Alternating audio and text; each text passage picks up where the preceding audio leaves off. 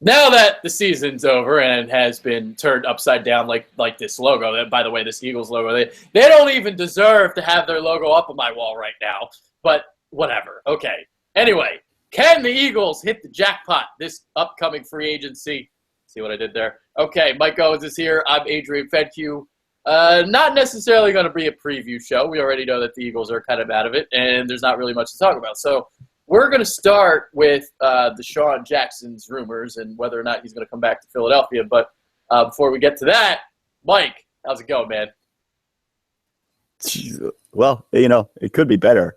I think heading into this week, we all expected the Eagles to kind of be in the playoff hunt, but over the last 3 weeks, they've really fallen out of it big time. And really, like you said before, that logo has been turned upside down because that's the way the Eagles are playing right now. Just pathetic, poor football, bad coaching all around. So I don't think we have much confidence in the Eagles coming out and giving much effort this week after the game last week in Cincinnati. So it could be an ugly one on Sunday at the Link. I think that the team is definitely going to hear it from the fans, and I'll be surprised to see the attendance at the game because it's probably going to be cold. And after watching that game last week against the Bengals, maybe people will stay at home and watch the game. What a piece of shit of a football team to show up like that. If you win that game last week, you're only one game behind for the 6th spot in the playoffs, and you lay a dud. Zach Ertz getting $42.5 million to be a matador. Are you kidding me? Wow. Anyway, let's talk about DeSean Jackson. All right, so this is the big rumor right now. Reports coming out the Eagles might be interested in him when he's going to be an upcoming free agent. He's going to be 30 when the offseason begins. So the question to you is DeSean Jackson somebody you'd be interested in? Yeah, I mean, he's definitely a guy that would be near the top of the list. Obviously, I think the first two guys that the Eagles are going to try to target will be Alshon Jeffrey, a guy like Terrell Pryor.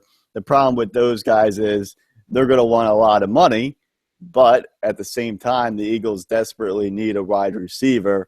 But I think how this is all going to pan out, I think that, like I was saying, Pryor and Alshon Jeffrey are going to want too much money. They're going to get the money somewhere else. And the Eagles are really going to be stuck with the consolation prize in DeSean Jackson.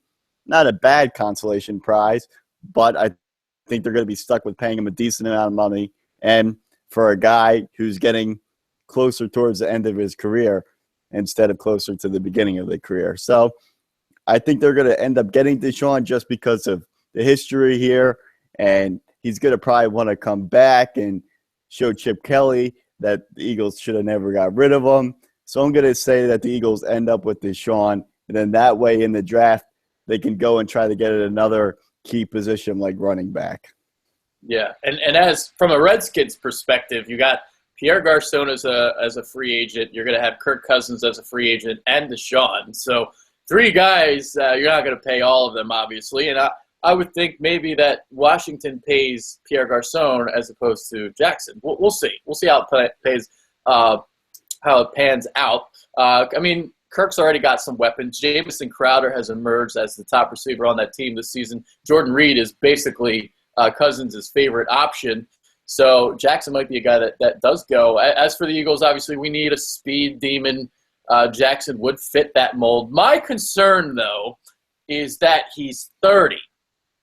Okay, and once you reach 30, that's when they say, all those little the traits you have, all the physical talents you have, it starts to wind down a little bit. And as a guy who utilizes his speed, that's basically his style of play. That concerns me a little bit. But obviously, I mean, we can't understate the fact that the Eagles need not only just one wide receiver, they probably need at least 2. So Jackson could be a guy. But for me, I wouldn't give him more than 2 years, maybe like a 2-year contract with an option for a 3rd year, but maybe somebody else would want to give him more. I don't know. So it'll be interesting to see how it plays out. Adam Schefter was on 97.5 The Fanatic yesterday. He suggested that Jackson's going to get about $7 to $8 million a season. So it'll be interesting to see, what does happen. I would prefer Terrell Pryor or Alshon Jeffrey. Jeffrey's only 26. Pryor's 27. We'll see how much money Pryor gets, because that he's obviously busted out this season. Jeffrey had the PED thing, so maybe he won't get as much money. But I want one of those two guys. Jackson wouldn't be a terrible option, obviously. I would just be a little bit worried about the age thing. Yeah, I think obviously with the Jeffrey and Pryor, those are the guys that are probably going to get the longer term contracts. And with Jackson, if you're the Eagles, like you said, ideally you would only want to give him a 2 to 3 year deal. You really want to go over that, especially with his age. And that's a thing with DeSean Jackson. I mean, we saw it here. You kind of see it in Washington too. He can be lazy sometimes. And then he always has that injury where he misses a few games a year. So, that's what you're getting with DeSean. So I think that's why you would want to not pay him that much, want to only give him a few years here. So, yeah, I wouldn't go anything over 3 years. And really, maybe he takes kind of a discount coming back here to Philadelphia, but I doubt it because he is Jaccpot. Yeah. Yeah. So if you look at the stats this year, he's not doing much, like 39 receptions. He's third on the team, I believe, in receiving yards. I believe that's what it is. But then when you watch the tape, you see that he's open, and Kirk Cousins just doesn't get him the ball. So it's like a couple different things as to why the stats are low. So he still has that blazing speed. He has it right now still. But is he still going to have it a year from now, 2 years from now? Is it going to start to deteriorate? We shall see. So that's what my concern would be. If you don't sign one of those three, I mean, there's, let's see, just looking at some names. I mean, Pierre Garçon's already 30. You're not going to sign Kenny Britt. Steve Smith's probably not going to be back. Anquan Boldin's 36. Kamar Aiken is an interesting name, 27. I think he's a little bit underrated, but like he wouldn't be a guy that's a lot of money. Says Michael Floyd's a free agent, Arizona receiver. That would be interesting get. Other than that, there's not much. What do you think about those? Yeah. Yeah, no, there's not much out there. I mean, besides the top guys that we talked about, there's not that playmaker, difference number one type of guy that they would need on this team. So basically, the top guys that we talked about are the guys that you would go after, specifically to be the number one receiver on this team. Yeah, and in terms of the NFL draft, it's not like it's been in recent years where it's stockpiled with talent at wide receiver. Mike Williams is like the big name from Clemson. If he's available there in the first round, it's a guy that you should consider. But there are other names I might prefer. Like I would probably prefer to attack free agency and getting one of these three wide receivers and coupling them with either a draft pick or a mid-level type of free agent. Somebody that's better than Ruben Randall or Chris Gibbons. Yeah, well, that would help. That would help. That's for sure. I think really, ideally, it would be nice if the Eagles could go out, get one of these, top wide receivers on the market, and then in the draft, depending on where they're going to be located here with how the Vikings finish out the season, they could be lined up to get maybe a nice running back, something like Dalvin Cook or something like that, Christian McCaffrey. That would really help out the Eagles. So we'll see how it pans out, but I think it would definitely help out if the Eagles could go out and get one of these top receivers on the market. Yeah, Leonard Fournette, Dalvin Cook, that's what I want to set up the play action for Carson Wentz. If Doug Peterson is here to stay for a little while and things do start to pan out for him, I mean, it doesn't look like it, but we'll see. The style of play that I would think he likes to play, who the hell knows because we've seen so many different things.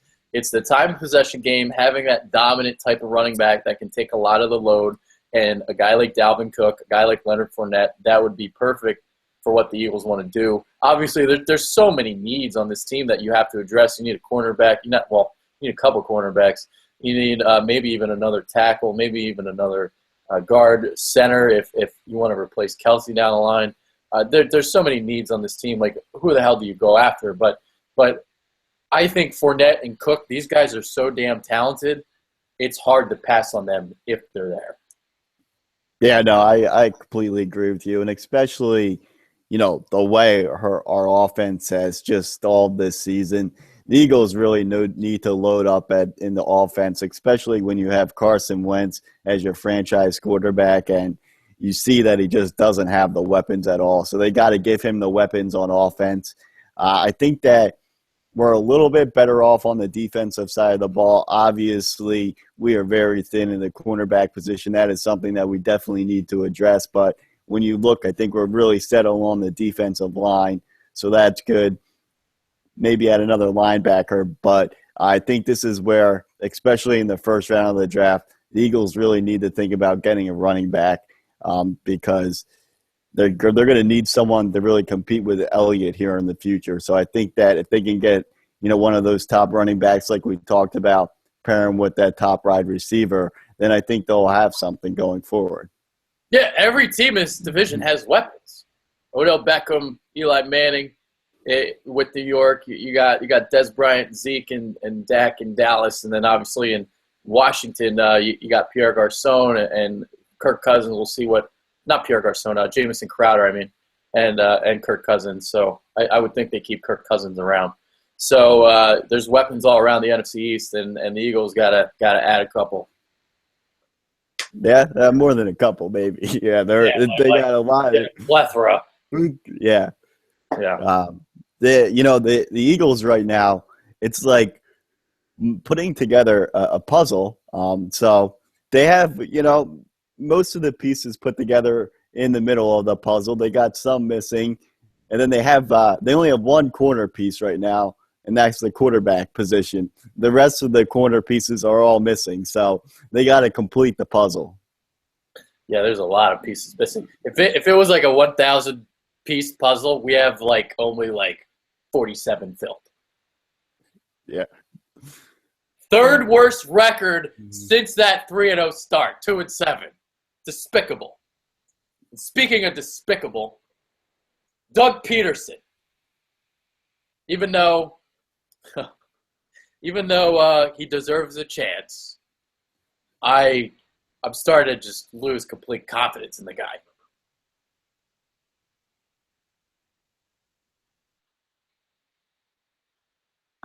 Looks like Mike froze on us. All right. Yep. Oh, you back? Yep, we just had a minor glitch there in the system. There you go. Did you hear what I said? Something about Peterson. Yeah, okay. All right. I'll just ask you this. What do you think about the people saying that he should be fired? Or does he deserve a chance? What do you think? Well, I wish that he wouldn't have to take the podium and give these press conferences every week, because I feel like my hate towards him just grows each week with these press conferences. He goes up there and he just acts like a moron. So it's so bad because in the press conference after this Bengals game on Monday, he went from saying that nobody quit on the team, they didn't quit, and then Howard Eskin near the very end of the press conference asked him, how can you say that no one quit when you go back and watch the game film? Peterson, he sits there for a minute and he ponders and he says, yeah, you know what? Maybe some guys didn't give it their all. So he totally, not everybody. So he totally contradicts himself in one single press conference, just like he kind of contradicts himself in a game just with the play calling.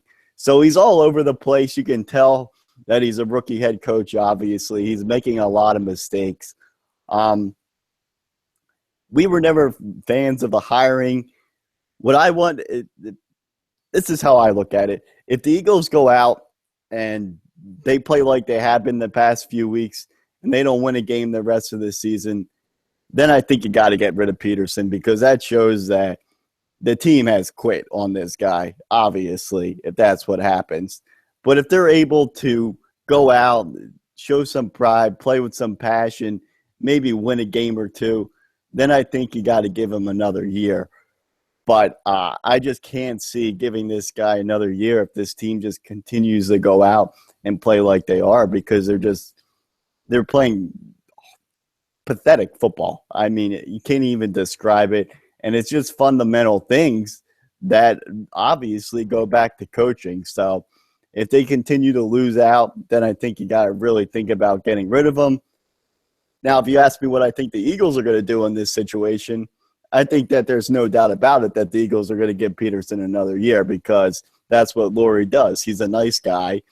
And, I mean, just look how he handled the whole Roseman situation. I mean, Roseman got sent down to the basement in the Novacare complex, and now he's back and he's fully in charge. So I think that the Eagles are going to give Peterson another year, and he probably deserves it considering that this was his, first year as a head coach. So I think that'll get another season. Yeah, I'm in a complete agreement with you in terms of that. I think he's a complete buffoon. I think he's a moron. I think he's an idiot. I don't think he knows what the hell he's doing out there. But I do think he's going to be back. I do think they're going to give him a chance to see what he can do with some weapons around him because he's got this long, extensive playbook, and we haven't really seen much of it. Whether or not it's because there's no talent here, whether or not it's because he has his little favorite plays, his go-to plays, and because he has been predictable this year, that remains to be seen, I guess. I don't know. We'll see what happens if they can sign a DeSean Jackson or maybe draft a Dalvin Cook or a Leonard Fournette. Let's see what he can do with some pieces around him. But do I have any confidence in him? Not really. Do I think he's going to be successful? No. So I have lost faith in him. I never wanted the mother.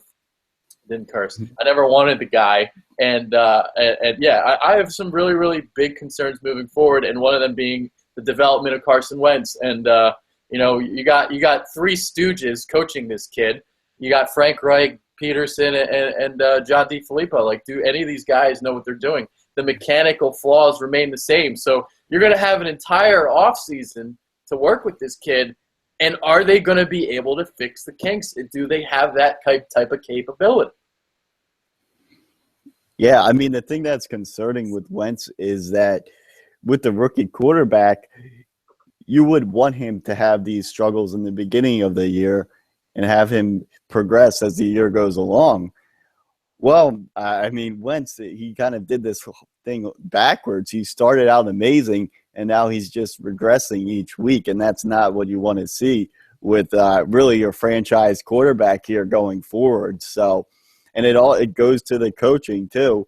But, this also deals with Peterson and with his play calling, because I know that they were down by a lot last week against the Bengals, but Carson Wentz still threw the ball 60 times in one game.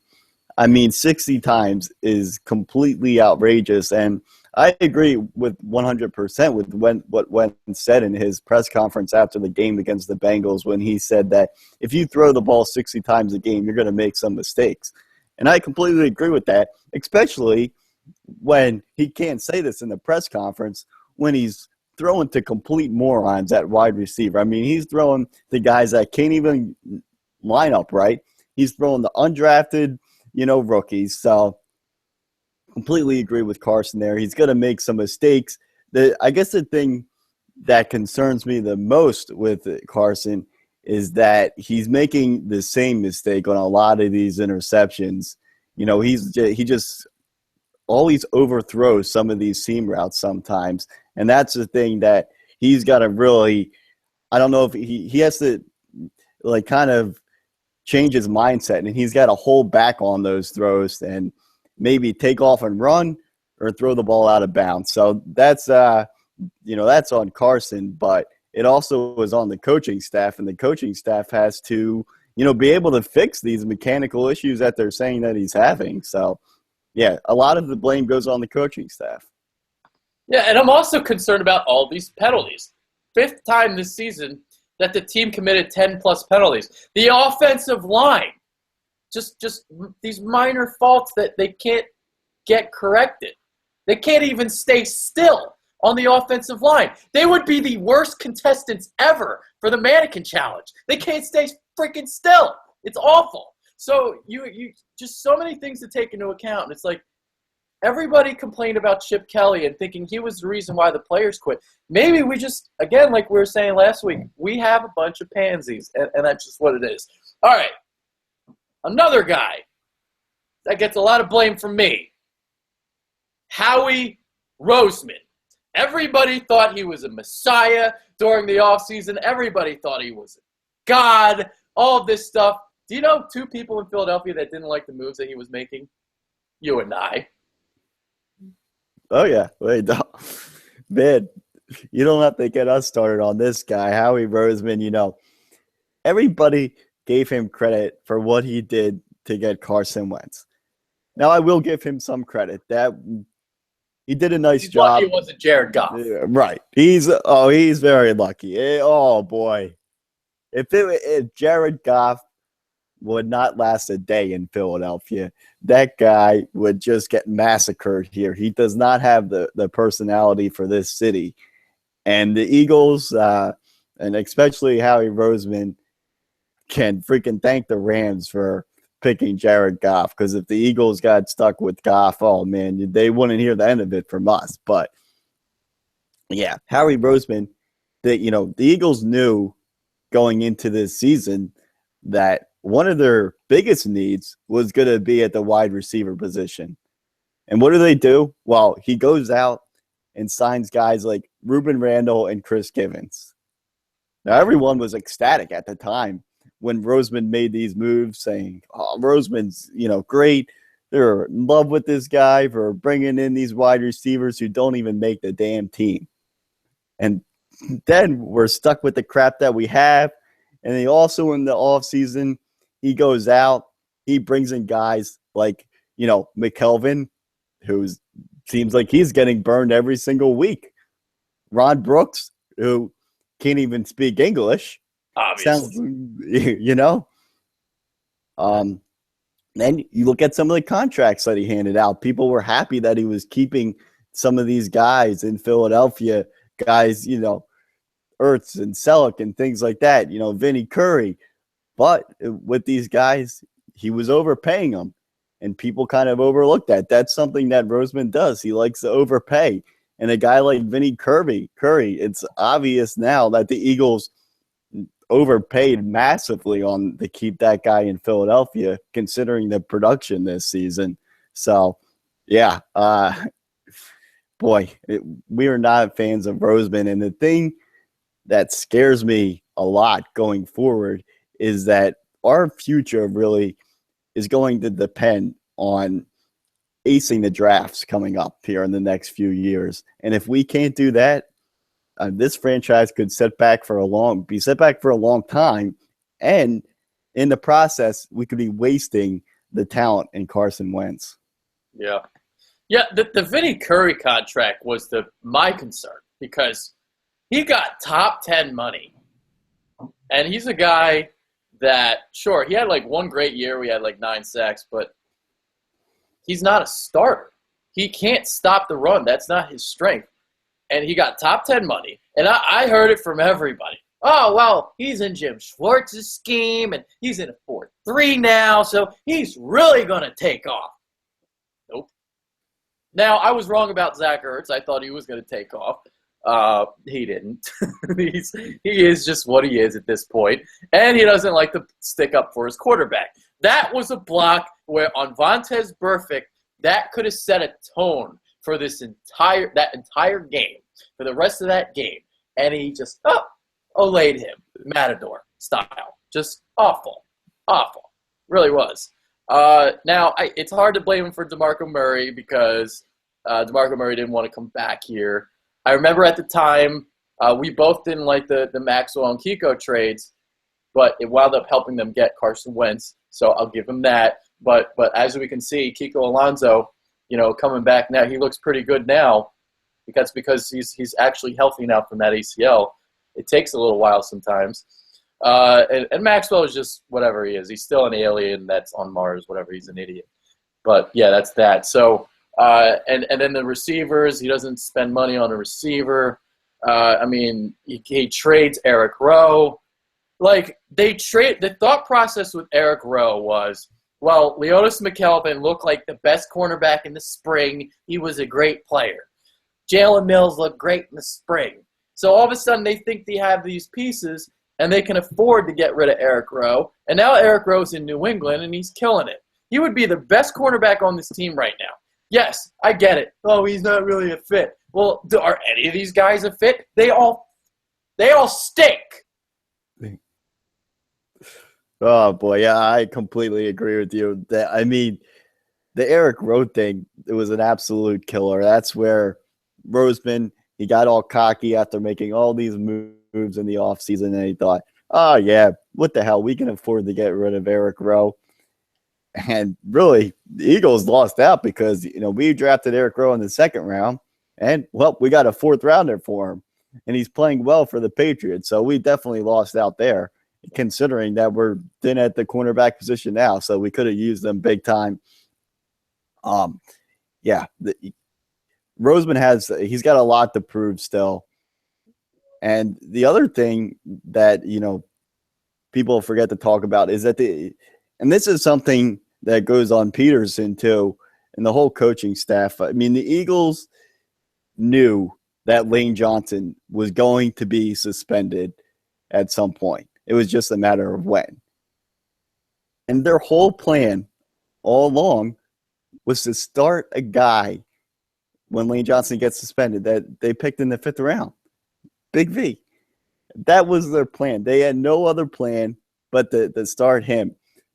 And that's a big problem. They did not have a backup plan for when Lane Johnson got suspended. And really, the Lane Johnson suspension, when you really look at it, has been the turning point of the entire season. And it's just kind of affected everything that has gone on with the team.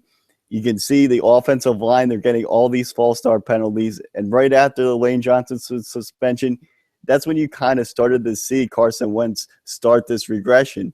Because Carson Wentz, he felt protected when he had Lane Johnson in there. Now he doesn't feel protected. He's scared back there. And I don't blame him. He's, so a lot of this, it goes on the coaching staff, and a lot of it goes on Howie Roseman. I also, in terms of the offensive line, I don't think they've been terrible. Because, that's the excuse that everyone's been making for Wentz's regression. Well, it's the offensive line. I think the offensive line hasn't been that bad. I think they've been giving Wentz protection. But what's happening is I've brought this up before, is the perceiving the pressure. And that's where that point of yours is made. So pressure that isn't there, that he thinks is there, and he's scrambling out of the pocket when he doesn't need to. So that's where that comes into play. All right. Yeah. You can also go ahead.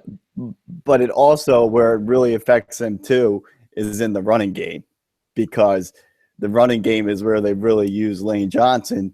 And now when Lane Johnson wasn't in there, when they had Big V in there, a lot of the runs were just going to the left side, and it was becoming very predictable for teams to cover. So that's where it hurts them too. Yeah. All right. So here's what we'll do for this preview. That's not even a preview. Okay. Give me one player that you want to see on Sunday, and then prediction for the game, and then we'll log off. One player that I want to see play well. Just who are you most looking forward to seeing? Watching. Nobody. Not everybody. No. Not everybody. Oh, geez, with this team, I mean, the guy that I guess everyone is going to have their eye on, I guess it would be, Aguilar, to see if he can build off of last week. Not that last week was really anything. I mean, if there's one thing that we've learned from Aguilar, is that he can make all the circus catches in the world, but when it comes down to making a simple catch, he can't do it. So, I mean, I guess he's a guy I'm going to be watching to see if he's making any progression. But honestly, I'm at the point where I've seen enough. I think the guy is completely shot. I think his mind is just gone, and I think he really needs a new start somewhere else with another team. Unfortunately, he's probably not going to get it because it's going to cost us money to cut him after the season's over. He's going to be here next year. I think it's going to be the same old crap. And so I guess I'll go with Aguilar. All right. My guy will be Paul Turner. Now everybody's creaming their pants over the numbers last week, even though all of his receptions basically came when it was 26-29 nothing. So does it really count? I want to see what Paul Turner can do against, when the game is still undecided. Okay, so that's what I want to see now, because I was on 4th and John and like talking to some other people, like, yeah, Paul Turner, he broke out. Not really. If you do it when the game's already decided and you do it in garbage time, like, it really doesn't count. Who cares? So that's my thought. All right, I'll go back to you. My prediction for the game, I got the Redskins winning. I got 31-20. I don't think the Eagles are winning another game for the rest of the year. I think this team has quit. These players are pieces of shit, and this is why I will continue to have my logo upside down for the rest of the season. You know what? I am bringing it back out.